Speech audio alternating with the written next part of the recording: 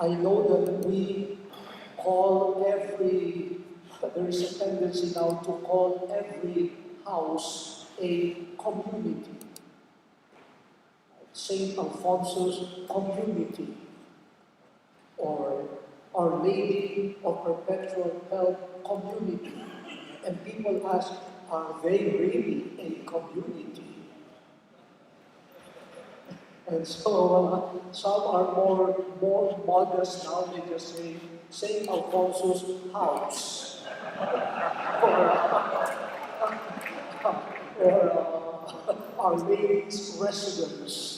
The question of community is another matter, but the goal is really to live out the spirit of communion and solidarity in community life. I grew up with religious men.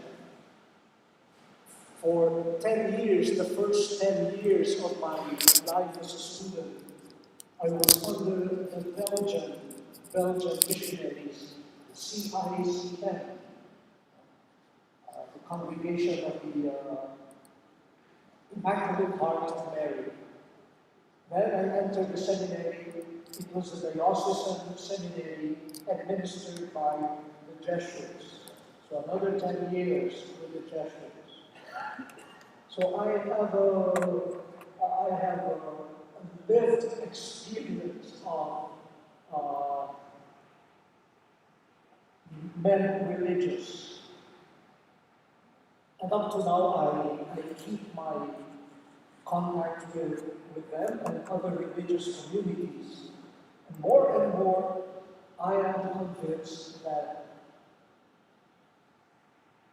communion or solidarity in religious life is not just an appendix to mission. It is not some sort of an addendum to mission. It is not just a support for mission. It is not just some sort of a setting, a context for mission. Solidarity, communion in religious life is mission. It is also mission.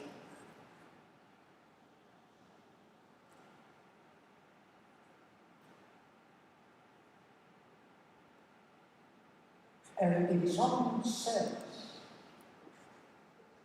it is not just the individual religious that is called to be a missionary.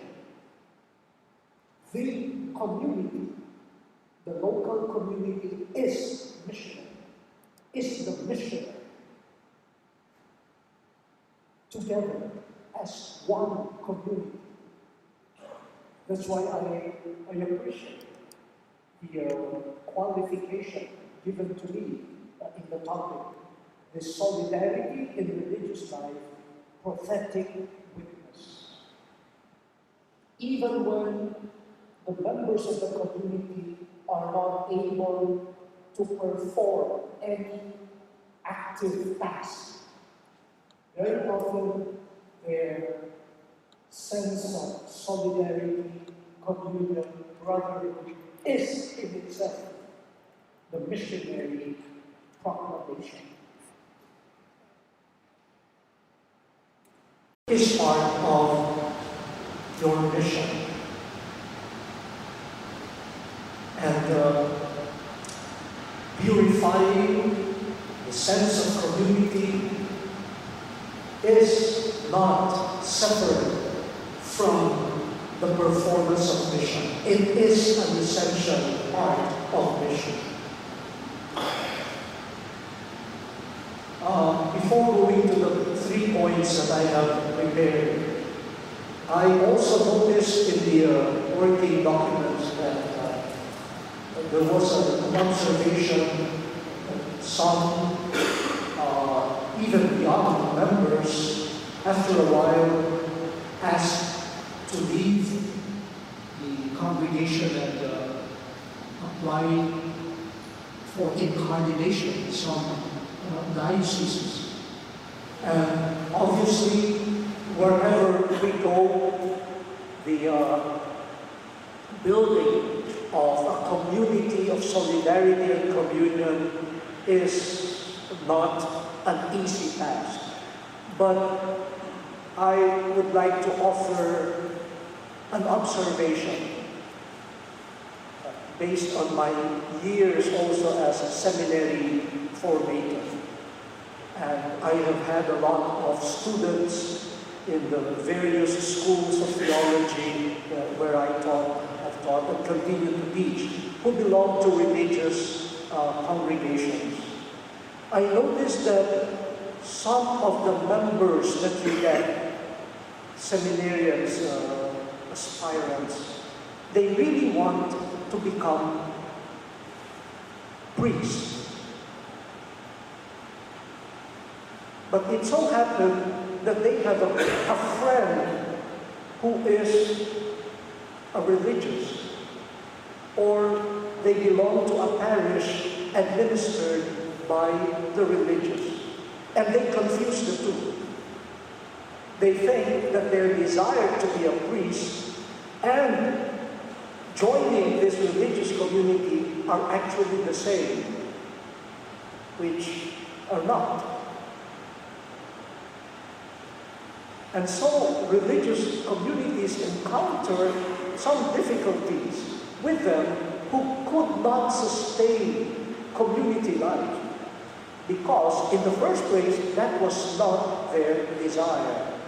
They wanted to become pastors.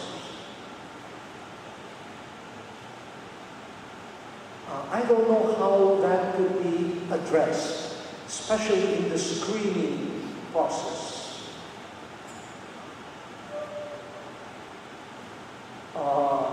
That's why among some diocesan priests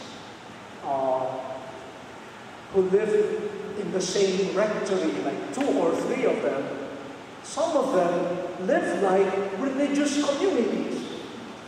And when you go to religious communities, they live like diocesan priests.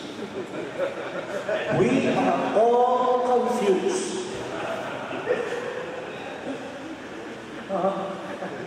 And I'm very happy that we have brothers here. They are a testament to us that you can be a full redemptorist without getting ordained. Consecrated life does not mean ordination. So even in information, maybe some of the candidates could be challenged. Hey, you are not for ordination. And you will see if they are really bent on being a religious or just being ordained.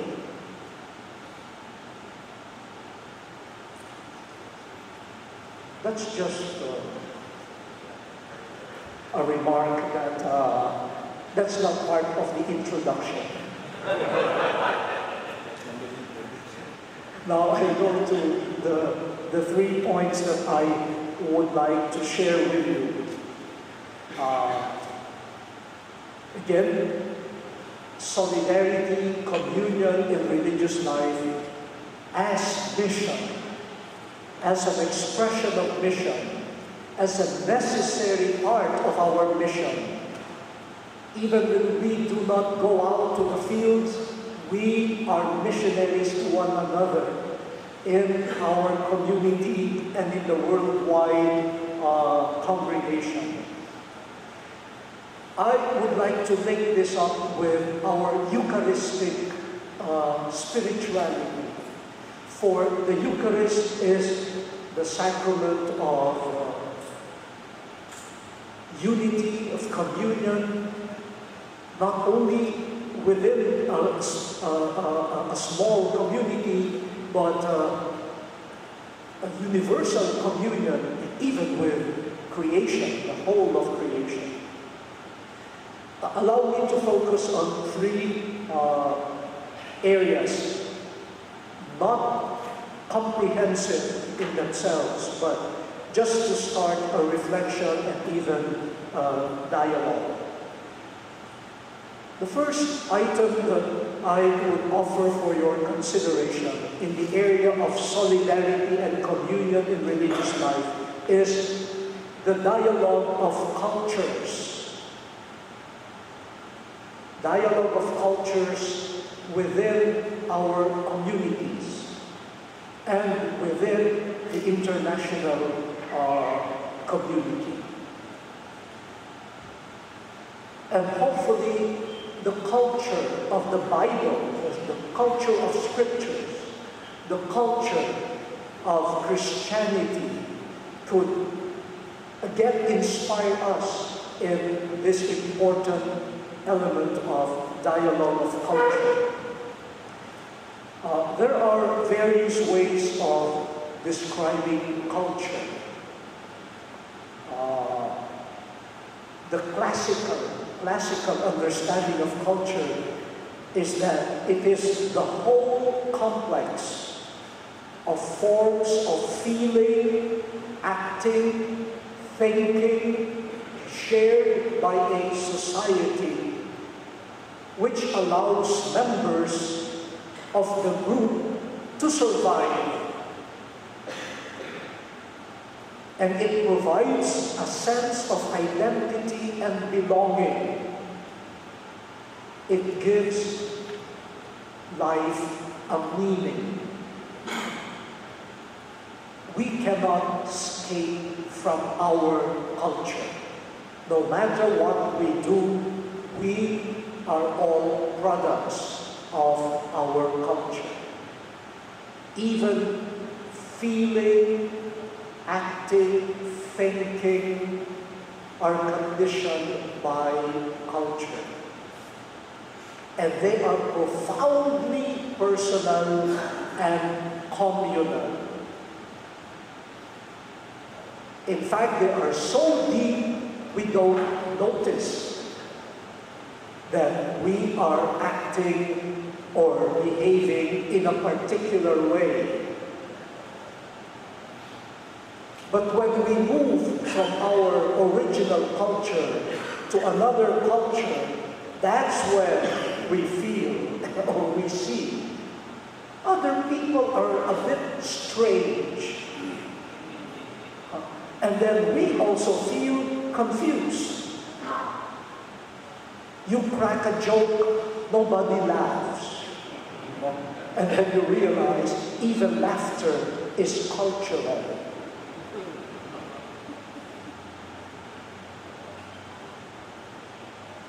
I had a friend who visited the Philippines and he said, I am hungry. I said, oh, come, let us eat. And I tested this theory. I said, oh, it's good. I will be able to taste Filipino food. I said, yes, we will be eating elephant meat today. And he said, oh, I'm not hungry anymore. So even hunger is cultural. If you are hungry, you must eat anything. But what makes you say, no, I'm not hungry anymore? Because it's elephant. Of course, I was joking. We don't eat elephant in the Philippines. But imagine putting together in one community, a small community, and in an international community like yours, people from 81 countries. And each country has its subcultures. And then how do you live out solidarity and communion? But there is a more practical, I think, a more practical way of understanding culture. And this I learned from some Protestant pastors. They say you have theories about culture, but approach it concretely. For example, you understand or you see see the culture of a people by how they use space, the arrangement of space. So look around here.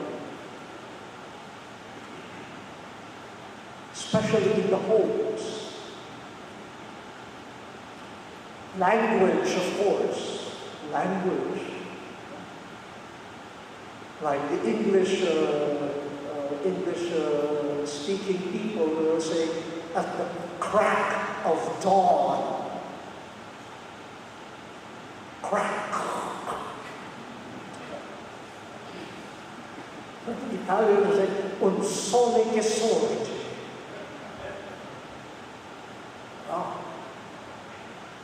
In Filipino, we say, bukang liwayway. Something is opening. You have crack. You have opening. You have sojourning. But they are not just words. They are about words. Words. Language is not about words and grammar. It is about entering the world of a people. The heroes or heroines who are remembered and honored, they tell us about the culture of a people. That's why when we look at those who receive the Pro Ecclesia and Pro Pontifice awards, they tell us about the culture of the church. The system of awards and punishment, rituals.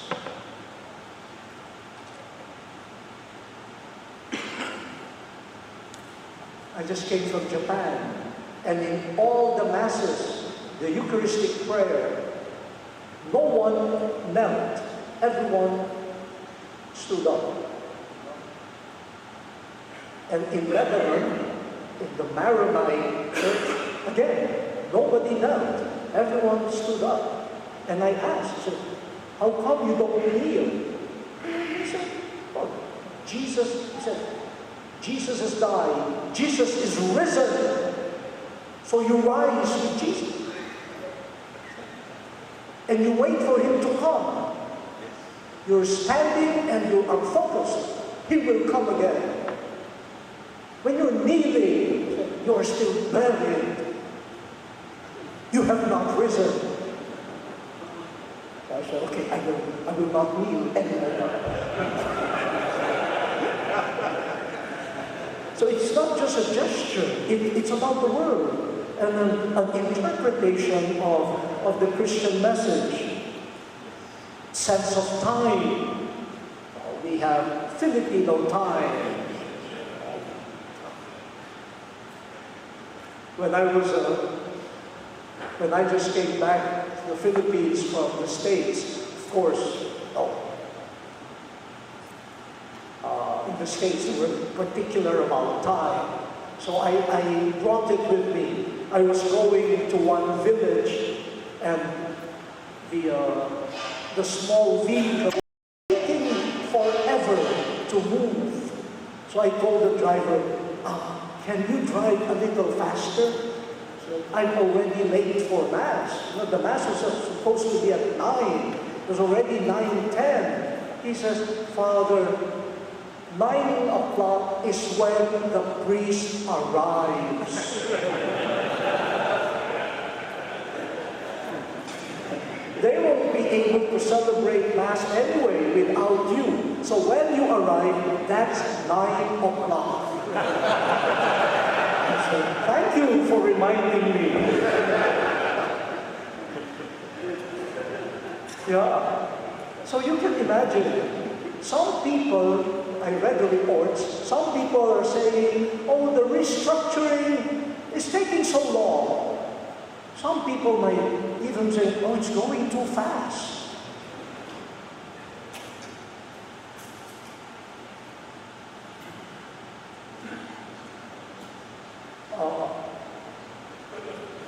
Maybe you're coming from different time zones, coming from different cultural understanding of time.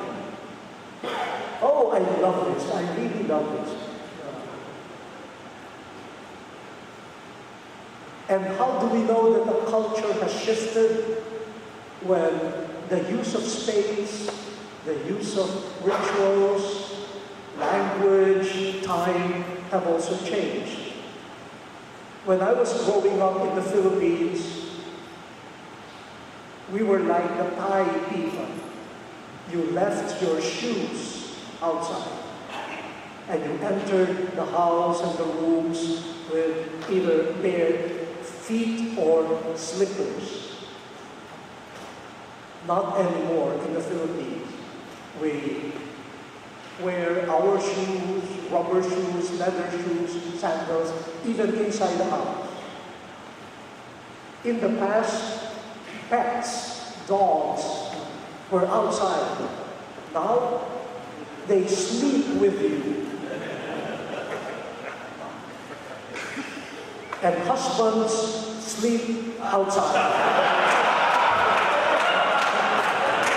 So there is a shift there in culture.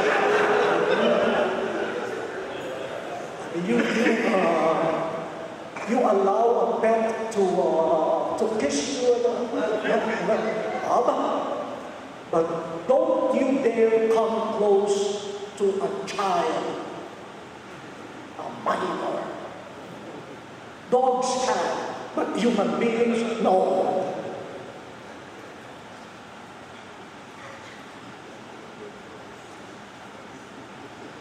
Now, why am I telling all of these things? I think part of communion and solidarity in religious life nowadays is to develop the spirituality and the skill, the art of dialoguing with cultures. And as we have already indicated, that is not easy. It's supposed to be a sincere dialogue of who I am, what has defined me.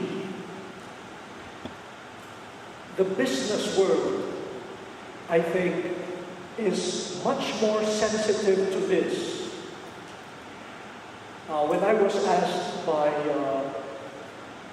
a group of moral theologians to present a paper on leadership in a globalized world, I looked for materials on cultural dialogue.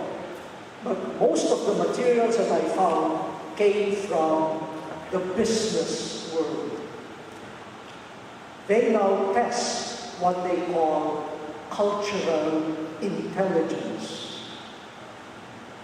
So they don't only look for IQ, intelligence quotient, or EQ, emotional quotient. Now, for key positions, they test a person's cultural intelligence. That means I know my culture and how my culture affects my attitudes, my priorities, my work ethic, my relationships. So it is a conscious effort to understand my culture and its impact on me. Secondly, I also exert effort to study, to get to know the culture of other people, especially those that I will be living with, that I will share a work with. It's not enough to have clear lines of responsibility, job description. I must know the culture that makes my companion talk, behave, relate in a particular way. And thirdly, together, we determine a path for our cultures to learn from each other, to challenge each other, to purify each other. So we affirm the diversity of cultures, but we walk together towards the common good.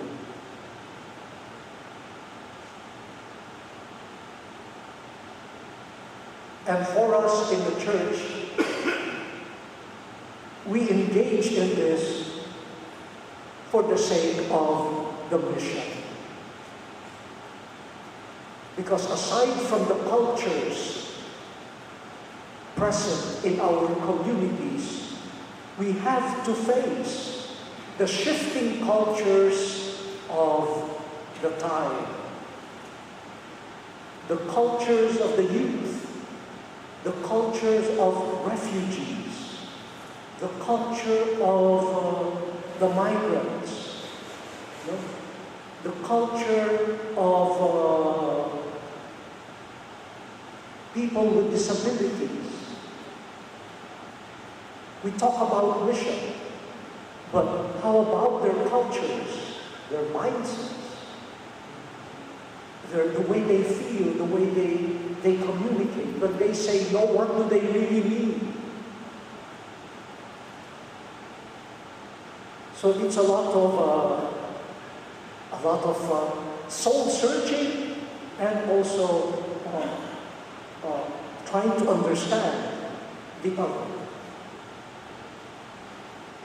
Before I leave this point, if you have a community, a local community that is quite international, it is not just the dialogue of cultures across geographic space. Like you have a European in the community, you have a North American, you have a South American, you have an Asian. That's almost like geographical cultures. But also your generations. That's another important element of culture.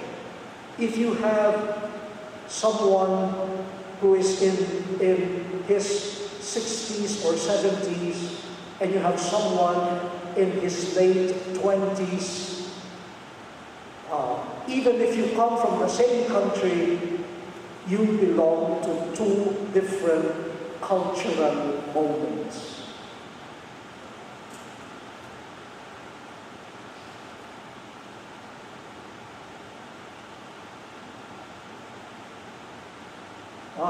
For example, those in their mid-20s up to their mid-30s, their culture is really that of seeking independence. Yet, they also want intimacy.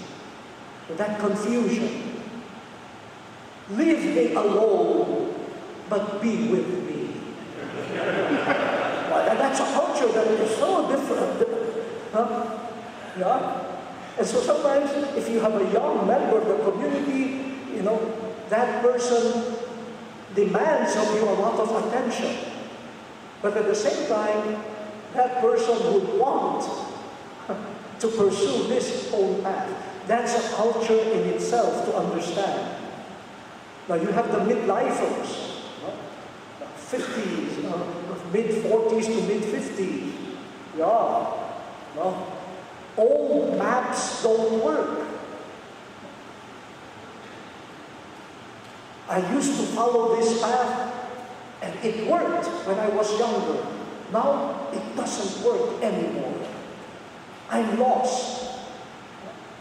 But I have a lot of drive. But you are lost. So when midlifers come to me, Bishop, what will I do? I feel lost. Wait to be found.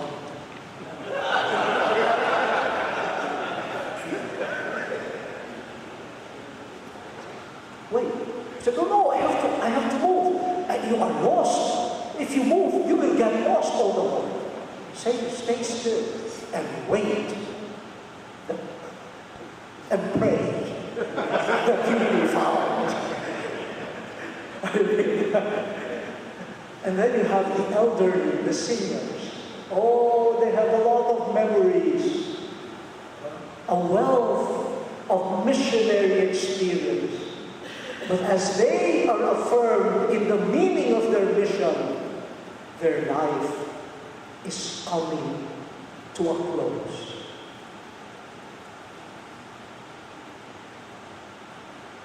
So, young priests, do you dialogue with that culture of the elderly?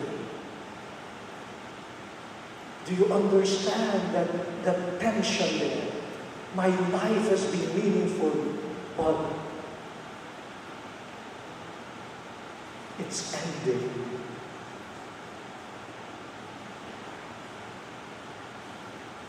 I think communion, solidarity, must tackle that. Must address all of these cultures across time and across space in their meeting with one another. Jesus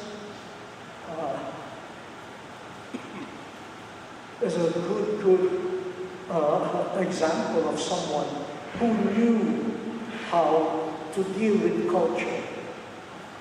He had his own concept of space. He touched people with leprosy. He allowed the woman of ill repute to touch him. Oh, the Pharisees with their culture, just started murmuring. But Jesus was presenting a new culture by changing the use of space, time. Our Lady tells him they have no more wine. And he says, woman, what is that to you or to me? My time has not yet come. My time will be determined by the Father. So when my mother tells me, hey, our relative wants you to officiate in the wedding of their son, and I say, woman, I have no time. And she goes to them and says, do what he tells you. No, that's not true. I cannot talk to my mother that way. So how did Jesus deal with this? This morning, the Samaritan became a neighbor. And he praised outsiders, the Roman centurion, the Syrophoenician woman. So solidarity in the community exercised through dialogue of cultures.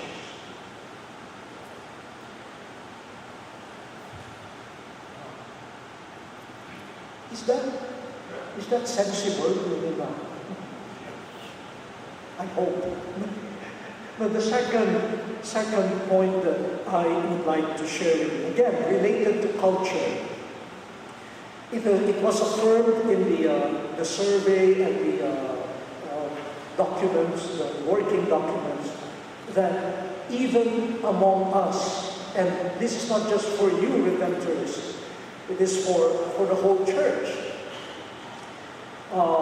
we are also affected by the culture of alienating individualism. I added that qualification, alienating individualism. And it is a culture. It is a culture. It spreads through images of a good life and the models or the heroes of society. We recognize that one of the gifts of our time is the value placed on individual persons.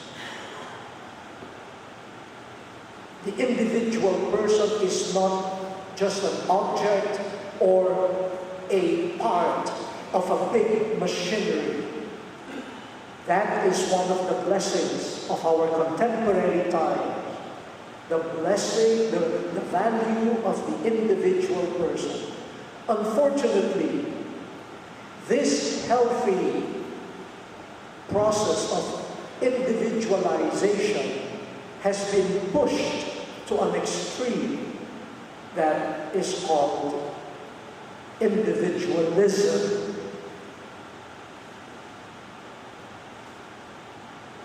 Unfortunately, individualism has made the individual person the enemy of community. Healthy individualization makes the individual person and community need each other in a mutual relationship.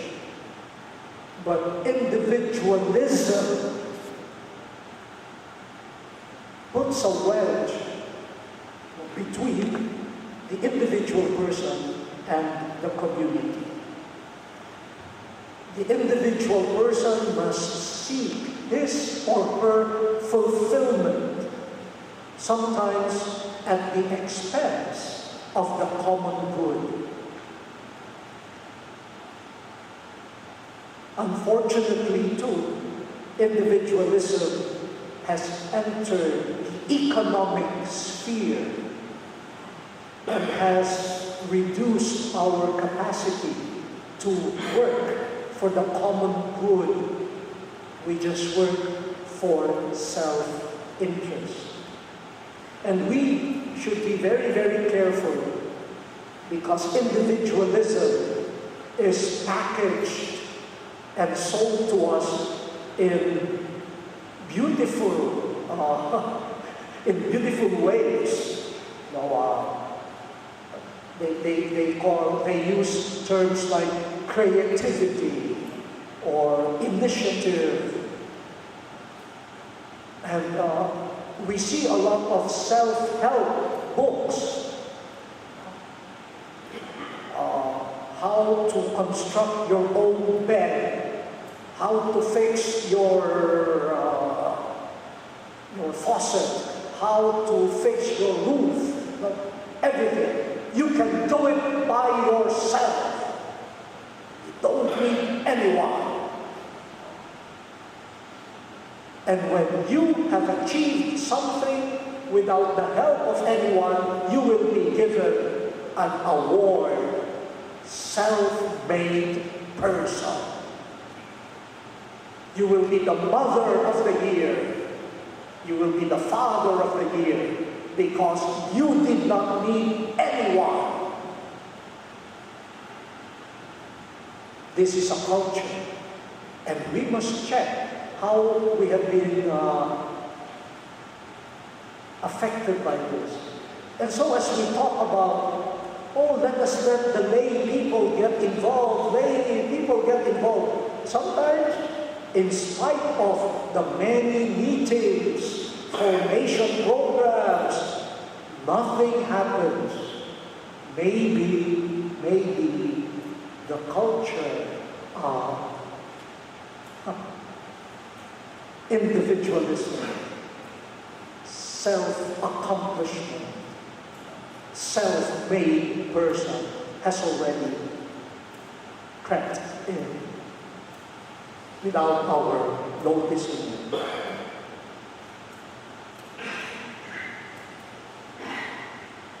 Our response to individualism is very Eucharistic, coming together, convocation, convocare. We are not called individually alone.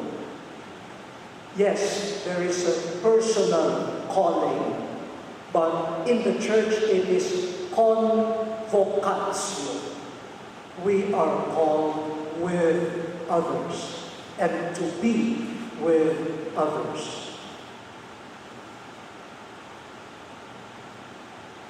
Jesus loves to gather people, and He gathers the strangest combinations of people.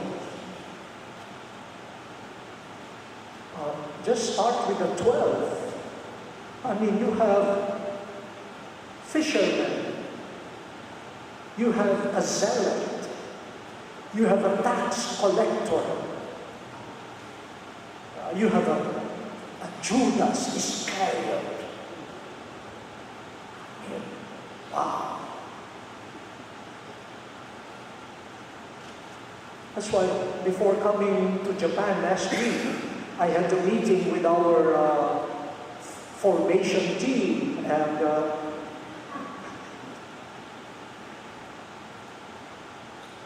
the committee that screens candidates, I told them, please, why are we getting, as candidates for the seminary, only one group, the former altar boys? Is that the only source of discipleship? Jesus chose from the fishermen, from the traitors, from the zealots. How come we have only one mold? Those who know how many candles to be lit and how many 2 by 3, 3 by 2, and I don't know. I mean, is that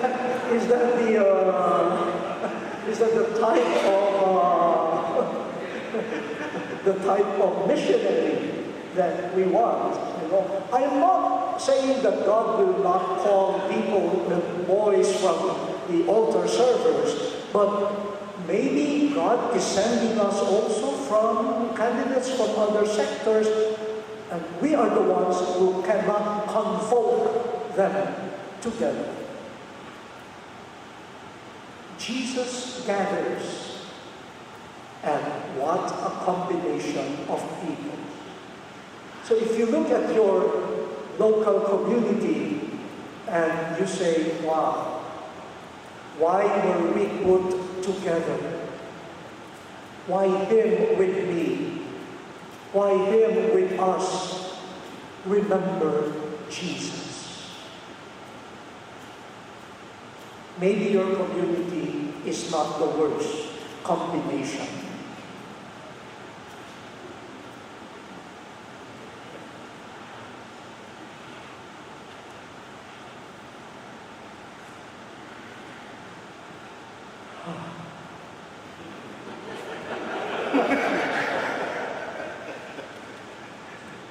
I don't know whether this happens to you, but as a diocesan bishop, for example, you have a big parish with 3 priests. They ask the bishop, please, there is so much work to do, send us one more priest. So you send. After a month, one will call and say, no, please, take him out. Put him to another parish. And I say, I thought you need someone to work with you. Yes, but not this one. I said, if this is your mission to form a community,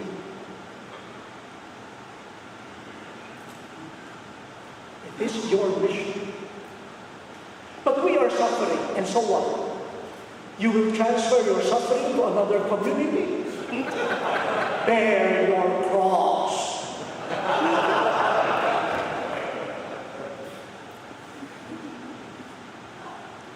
I know that does not happen to the Redemptorists.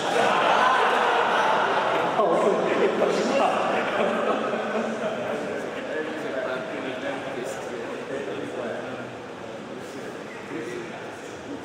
So opportunities to really come together.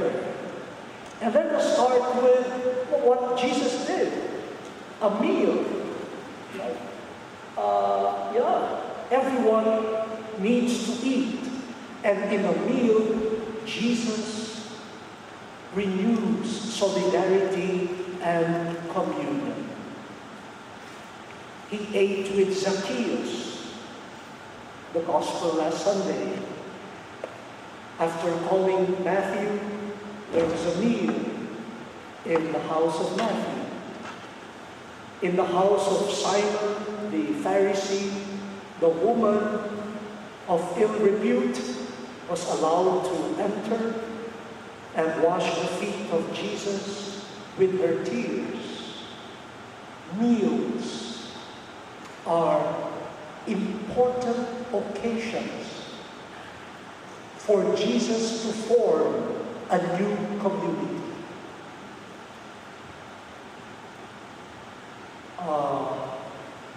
But in our prevailing culture, meals are also suffering.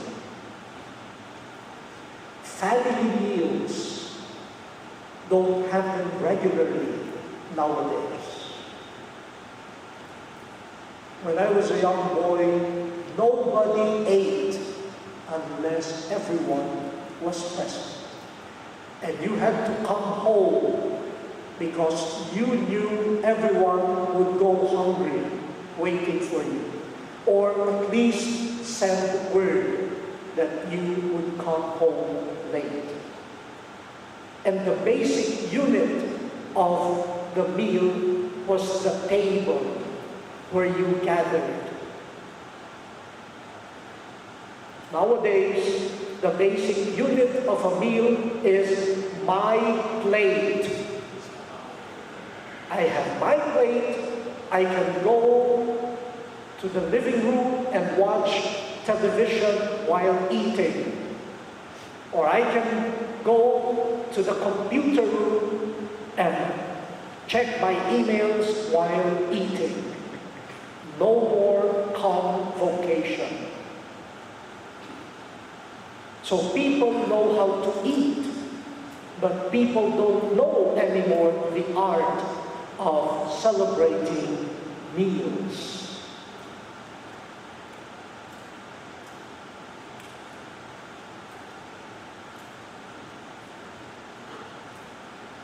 I know some parish rectories and religious communities, they don't have time to eat together. Everyone is busy with a mission. But eating together is also a mission. Where we don't only share food, we share stories. And the stories of each one are woven into this tapestry of communion and solidarity.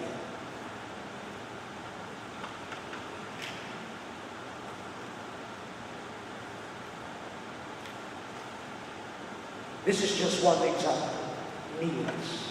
But there are other ways of gathering, being welcoming, especially to those who differ from us. They're part of the convocation. They are called with me in our diversity. And finally, Pope Francis has taught a lot about the culture of throwing away, the throwaway culture, which he links with individualism and the wasteful consumer material culture. Throwing away. As I said earlier, discovering the value, the dignity of the individual person is good. The culture of achievement is also good. Work is good. Being driven to work for my advancement, for my development, and the good of the family, that is all good. But the ambivalent nature of all this is, again,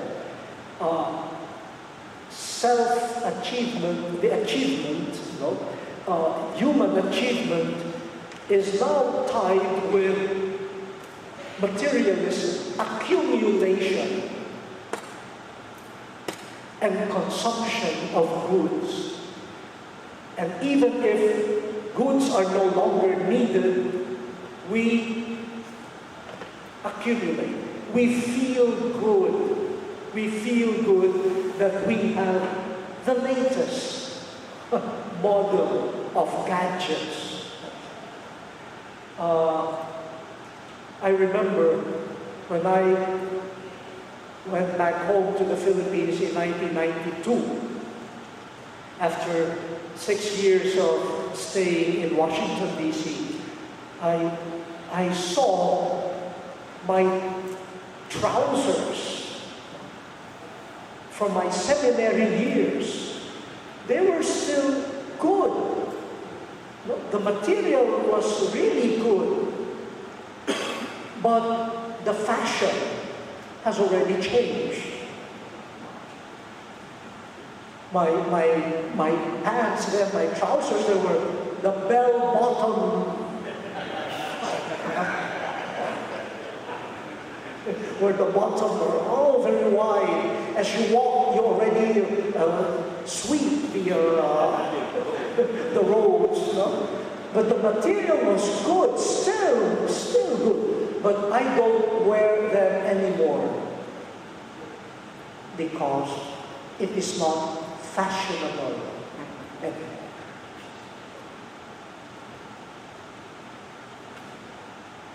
So we throw away. Anyway, these are fruits of my labor. I worked for this, I paid for this, I don't want to use it, so I throw away. We throw what I am not able to consume.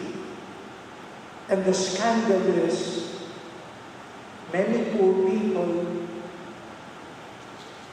live on the trash that other people throw away.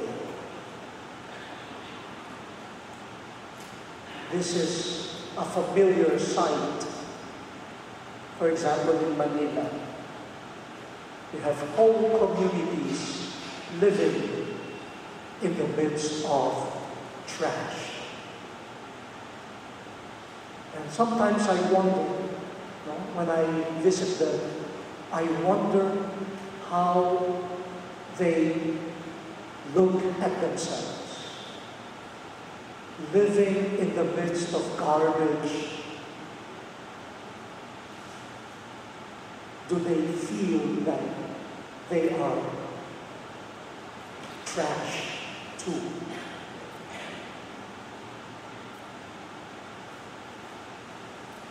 But communion, solidarity, especially in the context of Eucharist, happens in the horizon of gift. Gift.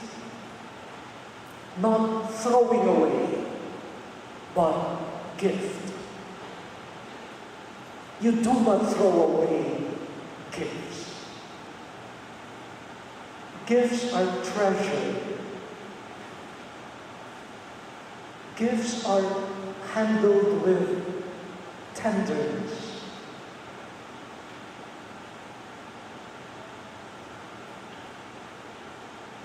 But if I stop looking at a person as a gift, and I am looking after my peace, my comfort only, it would be easy for me to discard or to throw away not only something, but someone. So the throwaway culture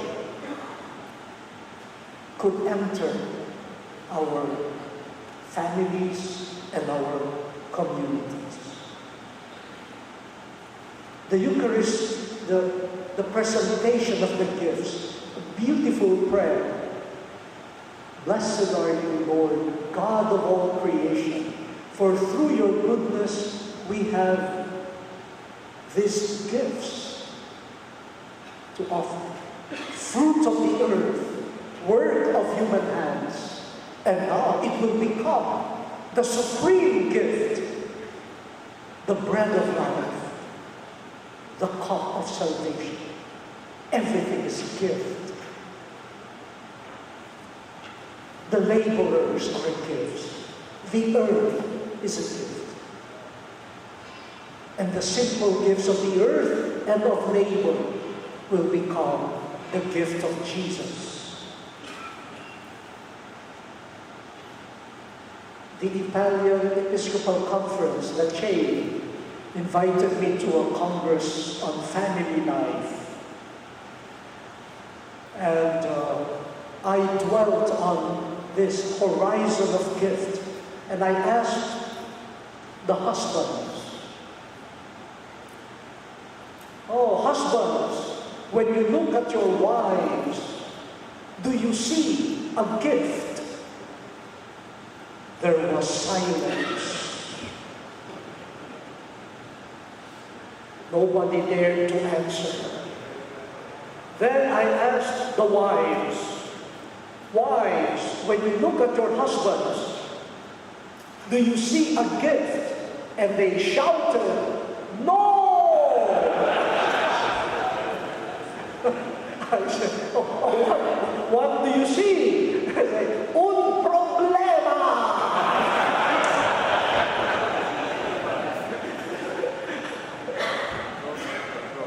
You know, I inserted that as a joke, but then it became serious. And then so I started asking the children, when you look at your parents, do you see a gift? Parents, when you look at your children, what do you see? A burden? A gift? What? Priest, when you look at the bishop, what do you see?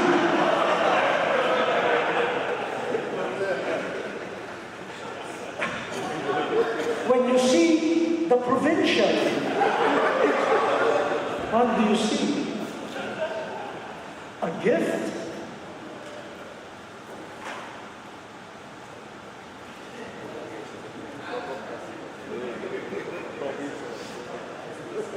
Or someone to throw away, to be discarded, to be discarded.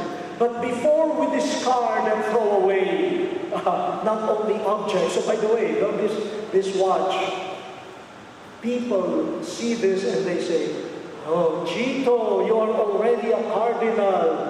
Why are you wearing that old-fashioned wristwatch?"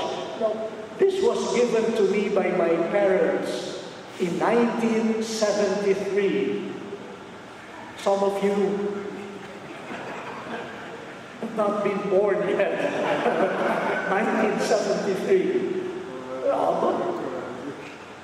It was their gift to me on my high school graduation. So it is not just a watch. It is a gift. It has a face.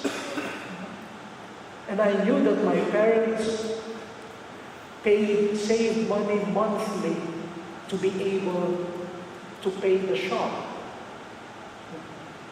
And why will I discard it? Simply because there are new models. The brand is Seiko. But there was a Seiko shop in the Philippines that wants to buy this from me. I'm tempted. Oh, no. Definitely not. No. How could you discard a gift? And especially when we go to the Bible. The Bible is full of people who have been thrown away, discarded. Joseph, thrown away by his brothers, Genesis 38. David, threatened by Saul to be thrown away, killed. 1 Samuel 18. Joseph and Mary, thrown away by crowded inns. They had to go to a manger. Jesus, thrown away by the jealousy and fear of power-hungry politicians, and thrown away by self-righteous religious leaders, thrown away by the betrayal and denial of friends. They are just a few of those who have been thrown away by an unfriendly world. But God took them in His gentle hands and transformed them into gifts. They are the main actors, agents in salvation history.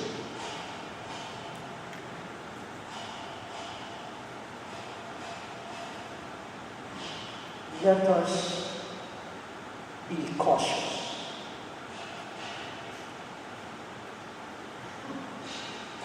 Those whom we might be throwing away might be God's gifts to our community. If we only open our eyes and see a gift in them.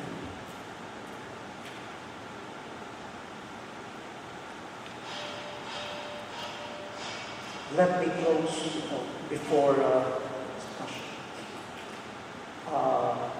I learned a lot from simple people about this.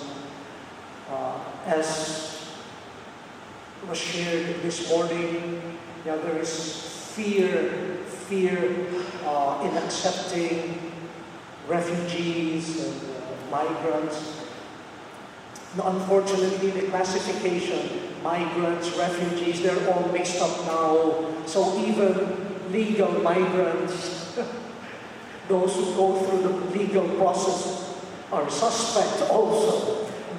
But there are two different kinds. There is a legal process for migration, but the refugee problem is a humanitarian crisis. But again, let me go back to that refugee camp in Greece.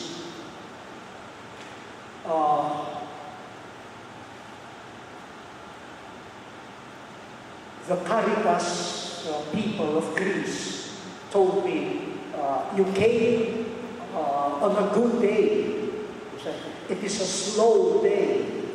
It's good that you came on a slow day. He said, you call this slow? 1,000 refugees an hour? You call this slow? I said, yes. Because there are days where you have 2,000, 3,000 an hour.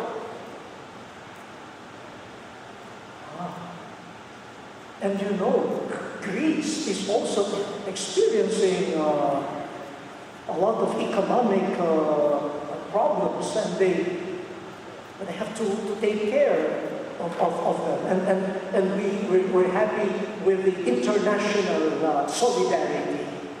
You know, Caritas and other religious orders, dioceses also, countries. I interviewed the woman who supervised the distribution of relief goods. She happened to be the vice mayor of that village. So I asked her, is this part of your responsibility as vice mayor to supervise the relief operation? She said, no, this is volunteer work. I said, why? Don't you have enough work as vice mayor? You even volunteered to do this? And then, she said, my ancestors were refugees.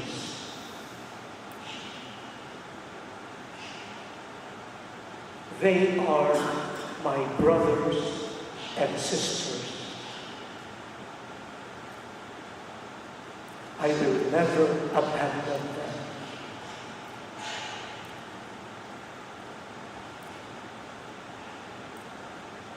They are not a burden.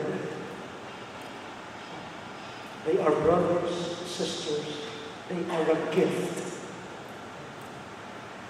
And that simple vision made her really work hard in the spirit of solidarity and communion.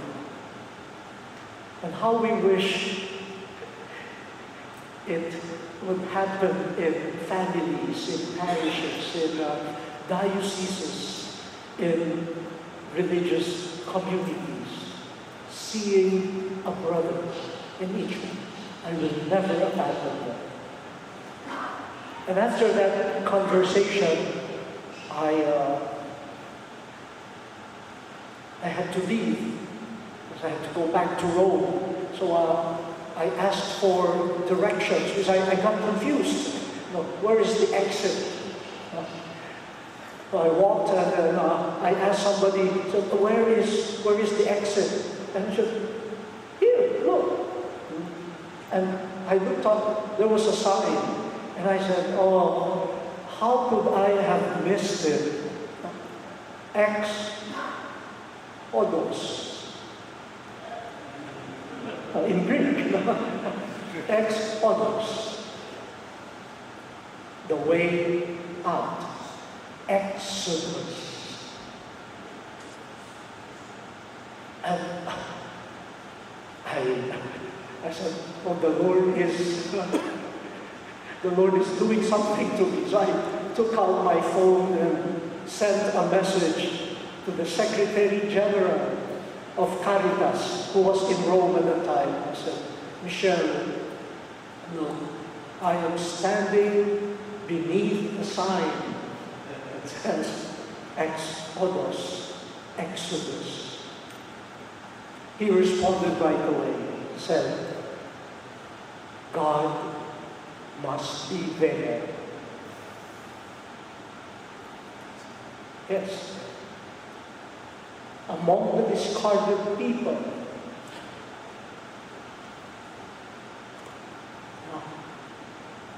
God will take them and make them His chosen gifts.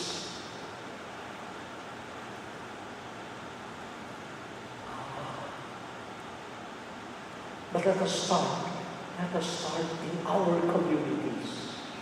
Let us start in our little corner of the world. And from the witness of a community whose members come from different parts of the world, different cultures, different languages, but bound together by the same love and the same mission. And in the difficulty of daily living, love prevails. The vision that you are a gift, even if packaged differently, you are a gift. Then we hope solidarity could give a prophetic witness to a world that just wants to divide and wants to throw away people. Let us be the mystery of a gift of God present in those who differ from us.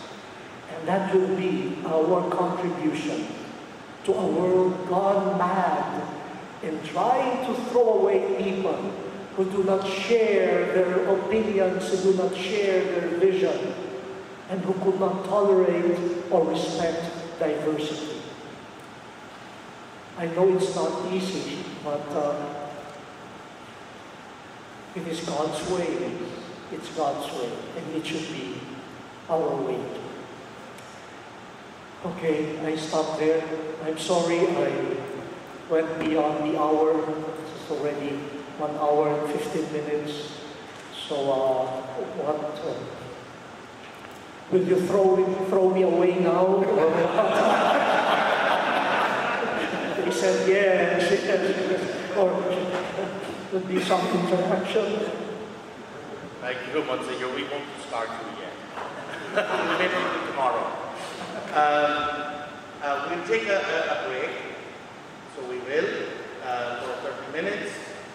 Then we'll come back and perhaps do something we'd like to prepare as the cardinal, and we'll about 45 minutes when you come back. So take your coffee break, your refreshment. Thank you.